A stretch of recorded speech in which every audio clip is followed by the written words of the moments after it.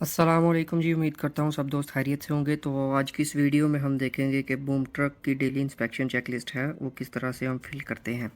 सबसे पहले ऑपरेटर का नाम आ जाता है, ऑपरेटर का इकामा नंबर, फोरमैन का नाम, फोरमैन का इकामा नंबर, उसके बाद जी मॉडल नंबर, कैपेसिटी कितनी है, लोकेशन, इक्विपमेंट प्लेट का नंबर और डेट आ जाएगी। ये वीकली चेकलिस्ट होती है। अगर कोई भी चीज़, फॉर एग्ज़ाम्पल हम ऑयल इंजन चेक करते हैं, अगर ओके है तो ओके पे टिक करेंगे, अगर कम है या कोई प्रॉब्लम है तो हम नो पे टिक करेंगे। इस तरह से हम वीकली हर रोज़ ये चेकलिस्ट भरते हैं। तो बिना वक्त ज़ाया कि इस वीडियो को स्टार्ट करते हैं। सबसे पहले हम चेक करेंगे जी कैरियर में। पहला ऑप्शन है जी इंजन ऑयल। इंजन ऑयल आपने चेक कर लेना है, लेवल पूरा होना चाहिए, कम ज़्यादा ना हो।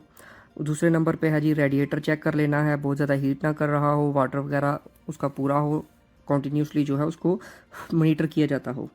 इसके बाद आ जाता है जी तीसरे नंबर पे सस्पेंशन। सस्पेंशन अब क्या है जी, इसमें बूम ट्रक में एक सिस्टम लगा होता है जो कि इसके बूम को ऑपरेट करने में मदद करता है। वो इसको होल्ड करता है, सामान को गिरने से बचाता है। वो एक पूरा सिस्टम इसमें इंस्टॉल होता है।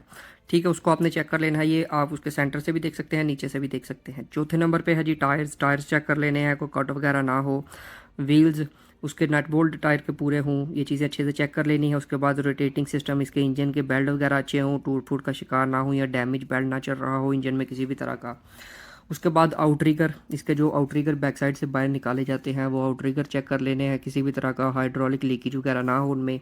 उसके बाद मॉनिटरिंग बोल्ट एंड वेल्व्स, अच्छे तरीके से इंजन को आपने विजुअली इंस्पेक्ट कर लेना है, किसी भी तरह का जो है उसमें कोई बोल्ट वगैरह मिसिंग ना हो या कोई वेल्ड वगैरह जो है वो क्रैक ना हुआ हो जहाँ से वेल्डिंग वगैरह की होती है। उसके बाद hydraulic fluid level, hydraulic power के लिए जो इसमें ऑयल इस्तेमाल किया जाता है उसका लेवल चेक कर लेना है, कम ना हो। ऑफ कोर्स अगर कम होगा तो ये बहुत ज़्यादा डेंजरस है, क्योंकि जब भी आप लोड उठाएंगे और उसमें ऑयल कम होगा तो वो प्रेशर नहीं बनेगा, या लोड जब आपने उठा लिया तो वो प्रेशर उसका कम हो जाएगा, वो लोड जो है वो गिर जाएगा। और ये अरामको में बहुत बड़ी वायलेशन है, आप ब्लैक लिस्ट भी हो सकते हैं अरामको में इस वजह से। उसके बाद आ जाएगा जी कैरियर स्ट्रक्चर। कैरियर स्ट्रक्चर क्या है जी, इसका फ्रंट का जो बॉक्स है उसको अच्छे तरीके से आपने इंस्पेक्ट कर लेना है, किसी भी तरह का क्रैक वगैरह ना हो, अच्छी हालत में हो, डैमेज वगैरह ना हो कहीं से। 11वें नंबर पे है जी फायर एक्सटिंग्विशर। फायर एक्सटिंग्विशर उसमें लाजमी होना चाहिए, इंस्पेक्टेड होना चाहिए, वैलिड होना चाहिए। 12वें नंबर पे है जी इंजन ऑयल। इंजन ऑयल आपने चेक कर लेना है। उसके बाद 13वें नंबर पे है जी थर्ड पार्टी इंस्पेक्शन स्टिकर।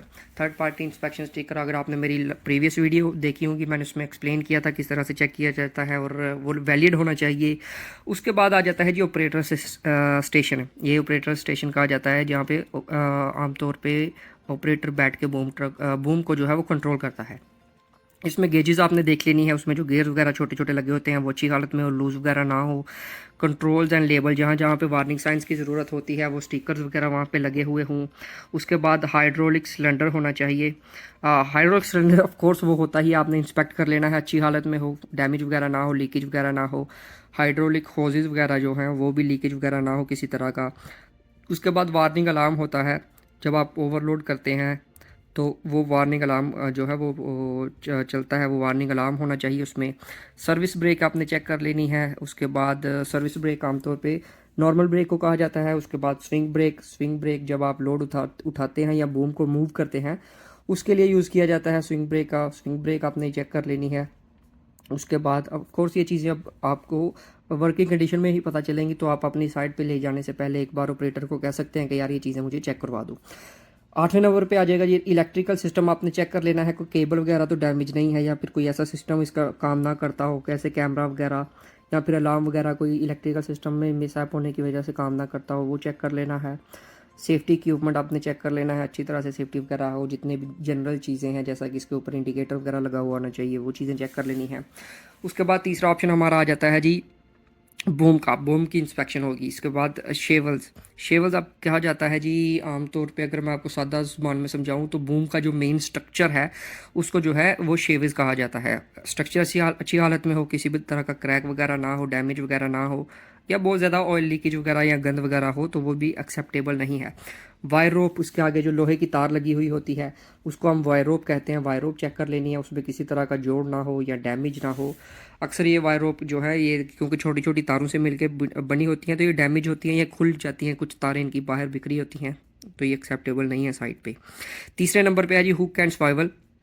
ये जो इसके आगे जो हुक लगी होती है जिससे हम अपने बेल्ट या फिर अपने मेन लोड को कनेक्ट करते हैं, उसको आपने अच्छे तरीके से चेक कर लेना है। उसके आगे से एक बार दबा के देख लेना है वो फ्री ना हो। उसके बाद बूम एंगल इंडिकेटर, ये बूम के पिछली साइड पे एक छोटा सा इंडिकेटर लगा होता है जो कि एक्चुअल में जो है ऑपरेटर को डिग्री बताता है कि इस वक्त वो कितनी डिग्री पे ऑपरेट कर रहा है, वो लगा हुआ होना चाहिए। उसके बाद लोड इंडिकेटर होता है एक, जो कि इंडिकेट करता है आप जब आप ओवरलोड हो जाते हैं तो वो रेड लाइट ऑन कर देता है। तो लोड इंडिकेटर होना चाहिए, वो चेक कर लेना है। एंटी टू ब्लॉक सिस्टम होना चाहिए। एंटी टू ब्लॉक सिस्टम क्या है जी? अब ये आमतौर पे बूम ट्रक में तो नहीं होता, ये क्रेन्स वगैरह में होता है। जब आप वहाँ पे देखेंगे इसके फ्रंट पे दो तरह की वायर रोप जो लटक रही होती हैं, एक बड़ी और एक छोटी सिंगल। ये दोनों को मिक्स होने से बचाता है। इस चीज़ को कहा जाता है जी एंटी टू ब्लॉक सिस्टम। ये आमतौर पे बूम ट्रक पे तो नहीं होता, मे बी कुछ मैंने कोई ऐसा बूम ट्रक ना देखा हो जिस पे हो। वैसे नॉर्मली जो जितने भी बूम ट्रक मैंने देखे हैं उन पे नहीं होता। उसके बाद आ जाता है जी विंच। विंच कहा जाता है जी रील्स को। सादा ज़ुबान में मैं अगर समझाऊँ तो जिस पे आपकी वायर लिपटी होती है ऊपर बूम ट्रक के ऊपर, उसको हम विंच कहते हैं। विंच को चेक कर लेना है। उसके बाद साइड पैड। साइड पैड अगर आपको मैं सादा स्लाइड पैड अगर सादा ज़ुबान में मैं आपको समझाऊं तो हम आप जब अपने बूम को एक्सटेंड करते हैं तो उसमें से जो पैड्स बाहर निकल के आते हैं उनको हम जो है स्लाइड पैड्स कहते हैं। उसके बाद 9वें नंबर पे आ जाता है जी डिफॉर्मेशन क्रैक्स। आपने अच्छे तरीके से देख लेना है कहीं भी बूम पे कोई क्रैक वगैरह ना हो, छोटा मोटा माइनर क्रैक भी हो तो वो एक्सेप्टेबल नहीं होगा। उसके बाद बूम की एक्सटेंशन अच्छे तरीके से इंस्पेक्ट कर लेनी है। किसी भी तरह का क्रैक वगैरह, किसी भी तरह का लीकेज वगैरह या बहुत ज़्यादा ऑयल या ग्रीस वगैरह ना लगी हो या लीकेज ना हो। अगर बहुत ज़्यादा ऑयल वगैरह लगा होता है या ग्रीस लगी होती है, इसका मतलब है कि कहीं ना कहीं से आपको आपका बूम या आपका इक्विपमेंट जो है वो लीक्ड है। इसके बाद लास्ट वाला ऑप्शन आ जाता है हमारे पास लोड ब्लॉक का। लोड ब्लॉक क्या होता है? इसका जो मेन आगे जो सिस्टम लगा होता है जिससे लोड को उठाया जाता है, कंट्रोल किया जाता है, यानी कि मेन जो हुक आगे लटक रही होती है जिससे पूरा लोड को कंट्रोल किया जाता है, उसको हम जो है जहाँ से वायर रोप कंट्रोल होती है, अप डाउन होती है, उसको उस पूरे ब्लॉक को हम जो है लोड ब्लॉक कहते हैं। उसको अच्छे तरीके से आपने इंस्पेक्ट कर लेना है, किसी भी तरह का क्रैक या डैमेज वगैरह ना हो। उसके बाद जनाब यहाँ पे ऑपरेटर के साइन और डेट आ जाएगी। इसके बाद यहाँ पे साइट सुपरवाइज़र या फोरमैन या HSE या WPR के साइन और डेट आ जाएगी। कुछ इस तरह से हम जो है बूम ट्रक की इंस्पेक्शन करते हैं। इस तरह से चेकलिस्ट को फिल करते हैं। ये वीकली होती है जैसा मैंने आपको स्टार्ट पे बताया। तो उम्मीद है आज की इस वीडियो में आपने कुछ नया सीखा होगा। वीडियो पसंद आई हो लाइक और शेयर कीजिएगा। और मैंने एक व्हाट्सअप चैनल बनाया है और जहाँ पे मैं आपको जॉब्स वगैरह की अपडेट देता हूँ, या फिर अगर डॉक्यूमेंट्स में या किसी भी तरह की सेफ्टी अपडेट आती है या कोई डॉक्यूमेंट्स वगैरह होते हैं तो मैं वहाँ पे पोस्ट कर देता हूँ। डिस्क्रिप्शन में लिंक है, अगर आप ज्वाइन करना चाहें तो आप ज्वाइन कर सकते हैं। किसी भी तरह का क्वेश्चन हो कमेंट सेक्शन में बता दें, मैं नेक्स्ट वीडियो में आपको आंसर दे दूँगा।